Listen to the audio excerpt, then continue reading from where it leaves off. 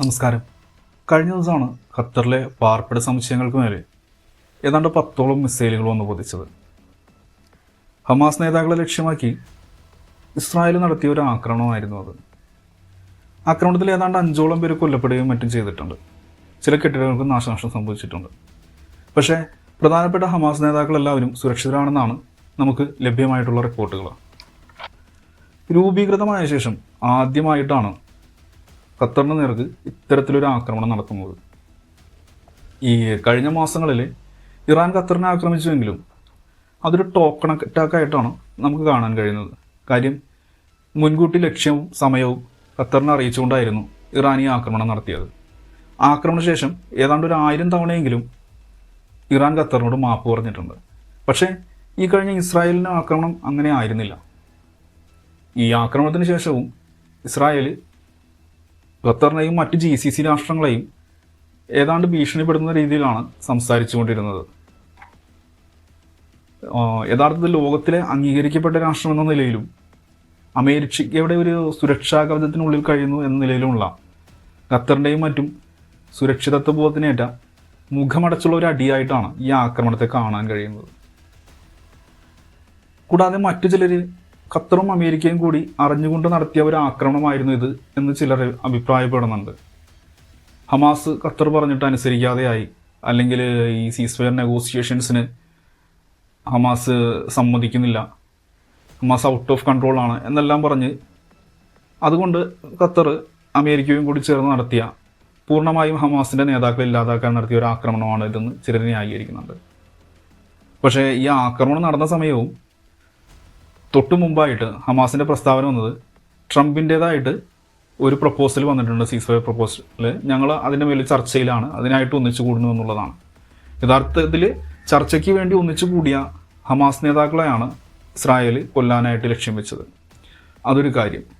പിന്നെ ഈ വാദത്തിന്, അതായത് ഖത്തറും അമേരിക്കയും ഒന്നിച്ചു ചേർന്ന് നടത്തിയ ഒരാക്രമണമാണ് ഇതെന്നുള്ളതിന് മറ്റൊരു എതിർവാദമുള്ളത്, ഇങ്ങനെ ഈ ഒരു ആക്രമണം നടത്തുകയാണെങ്കിൽ അവിടെ തകരാൻ പോകുന്നത് ഖത്തറിലെ ജനങ്ങളുടെ സുരക്ഷിതത്വ ബോധവും അവരുടെ അഭിമാനവും കൂടിയാണ്. മാത്രമല്ല അവരുടെ ഗവൺമെൻറ് മേലുള്ള അവരുടെ വിശ്വാസത്തെ കൂടി തകർക്കപ്പെടുകയാണ്. ഇത് അറിഞ്ഞു നടന്നാലും അല്ലെങ്കിലും ഇങ്ങനെ ഉണ്ടാകുന്ന ആക്രമണങ്ങൾ രാജഭരണം നിലനിൽക്കുന്ന ഖത്തറിൻ്റെ ഗവൺമെൻറ്റിനെതിരെ ചിന്തിക്കാനായിട്ട് ജനങ്ങളെ പ്രേരിപ്പിക്കുക കൂടിയാണ് ചെയ്യുന്നത്. ഇത് ഒരു വശത്ത്. മറ്റൊരു കാര്യമുള്ളത്, ഇങ്ങനെ അമേരിക്കയുടെയോ ഇസ്രായേലിൻ്റെ സമ്മർദ്ദത്തിന് വഴങ്ങിയിട്ട് ഖത്തറിന് ഇത്തരമൊരു ആക്രമണത്തിന് സമ്മതം മൂളേണ്ടി വന്നു എന്ന് വിചാരിക്കുക. അപ്പോൾ അവിടെ നഷ്ടപ്പെട്ടിരിക്കുന്നത് ഇത്തരത്തിൽ സ്വന്തമായിട്ട് തീരുമാനമെടുക്കാനുള്ള ഈ രാജ്യത്തിൻ്റെ ശേഷിയാണ്. ഇത് യഥാർത്ഥത്തിൽ കേവലം ഖത്തർ മാത്രം അനുഭവിക്കുന്ന ഒരു പ്രശ്നമല്ല. അമേരിക്കയെ അമിതമായിട്ട് ആശ്രയിച്ചിട്ടുള്ള എല്ലാ രാഷ്ട്രങ്ങളും ഈ ഒരു പ്രശ്നം അഭിമുഖീകരിച്ചിട്ടുണ്ട്. GCCയിലെ ഒട്ടുമിക്ക രാഷ്ട്രങ്ങളും ഈ ഒരു പ്രശ്നം അഭിമുഖീകരിക്കുന്നുണ്ട് എന്ന് വേണം നമുക്ക് കണക്കാക്കാനായിട്ട്. കാര്യം ട്രില്യൺ കണക്കിന് ഡോളറാണ് ഇവർ സ്വന്തം സുരക്ഷയ്ക്ക് വേണ്ടിയിട്ട് അമേരിക്കയ്ക്ക് കൈമാറിക്കൊണ്ടിരിക്കുന്നത്.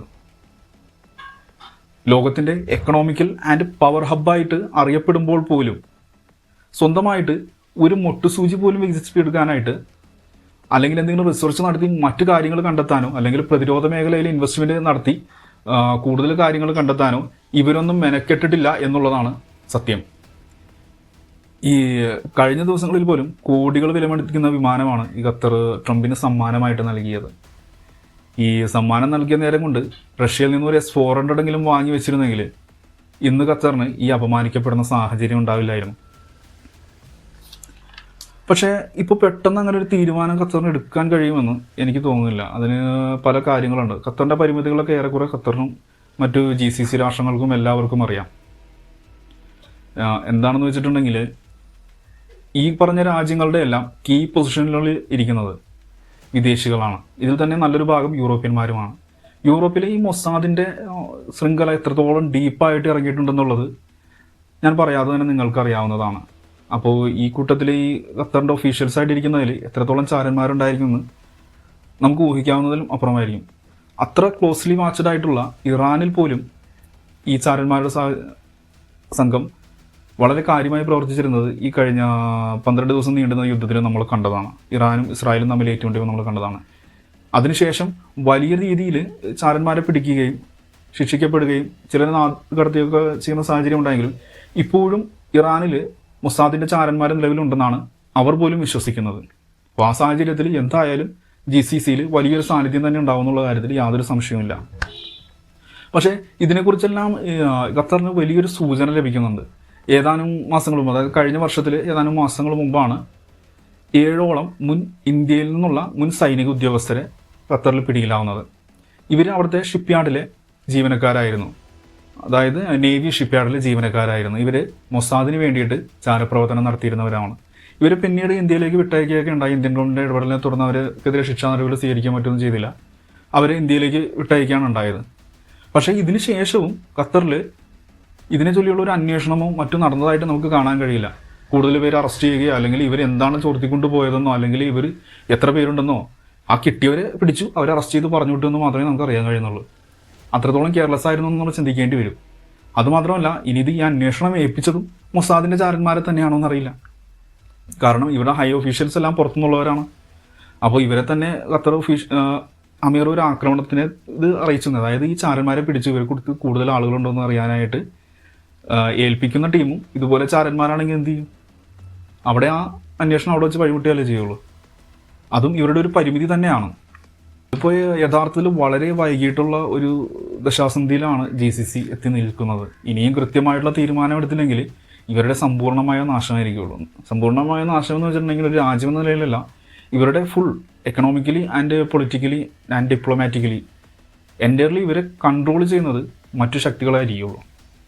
ഇവരൊരു രാജ്യമായിട്ടും ഒരു സമൂഹമായിട്ടും അവിടെ നിലനിൽക്കുമെന്ന് വെച്ചിട്ടുണ്ടെങ്കിൽ ഇവരുടെ കൺട്രോൾ മുഴുവൻ മറ്റു കൈകളിലേക്കായിരിക്കും. മാത്രവുമല്ല, ഇപ്പോൾ ഗ്രേറ്റർ ഇസ്രായേൽ എന്നുള്ള പദ്ധതിയുമായിട്ട് പ്രത്യക്ഷത്തിൽ തന്നെ സയനിസ്റ്റുകൾ നീങ്ങുന്നതായിട്ടാണ് നമുക്ക് കാണാൻ കഴിയുന്നത്. ഇത് 1-2 വർഷം കൊണ്ട് നടക്കുമെന്നല്ല പറയുന്നത്, ചിലപ്പോൾ കൂടുതൽ വർഷങ്ങൾ എടുത്തേക്കാം. പക്ഷേ ഇത്രയും നാളും ബാക്ക്ഗ്രൗണ്ട് നടത്തിക്കൊണ്ടിരുന്ന നീക്കങ്ങൾ കുറച്ചുകൂടി പ്രത്യക്ഷമായിട്ട് ഇവർ നടത്താൻ തുടങ്ങിയിട്ടുണ്ട്. തന്നെ മറ്റൊരു കാര്യം എന്ന് വെച്ചിട്ടുണ്ടെങ്കിൽ സാമ്രാജ്യത്വ ശക്തികളുടെ ഒരു അജണ്ട കൂടി ഇതിൻ്റെ പുറകിൽ വരുന്നുണ്ട്.